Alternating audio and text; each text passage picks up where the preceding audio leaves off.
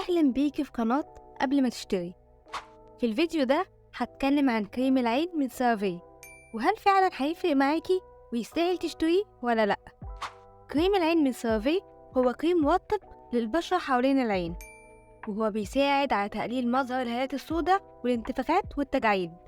هو كريم خفيف وسريع الامتصاص، ومش بيسبب أي حساسية أو تهيج للعين، ومصنوع من مواد طبيعية ومفيدة للبشرة زي السيراميد والهيالورونيك أسيد والنياسيناميد. طريقة استخدام كريم العين من سيرافي بسيطة جدا. كل اللي عليكي تعمليه هو إنك تحطي شوية من الكريم على الصباع اللي بتلبسي في الخاتم، وتحطيه بطريقة الطبطبة حوالين منطقة العين مرتين في اليوم، الصبح وبالليل، وتفضلي تطبطبي على المنطقة بالراحة لحد ما يتشرب تماما. حجم كريم العين من سيرافي هو 14 مللي، وده هيكفيكي لفترة طويلة لأنك مش هتحتاجي تستخدمي كمية كتير منه في كل مرة، وبعد شهر هتشوفي فرق كبير.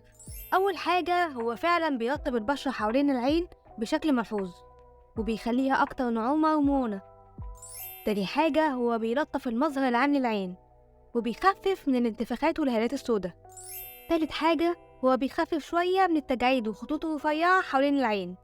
مش بقول إنه بيلغي التجاعيد خالص، لأن ده مش ممكن، بس هو بيخفف منها شوية وبيحسن المظهر. فلو عندك أي أسئلة عن كريم سيرافي للعين اكتبيلي في التعليقات، وإن شاء الله هجاوب عليها. ولو عجبك الفيديو دوسي لايك واشتركي في القناة وفعلي زر الجرس عشان ما يفوتكيش أي فيديو جديد. شكرا جدا لمتابعتك، وأشوفك في فيديو جديد قريب. سلام.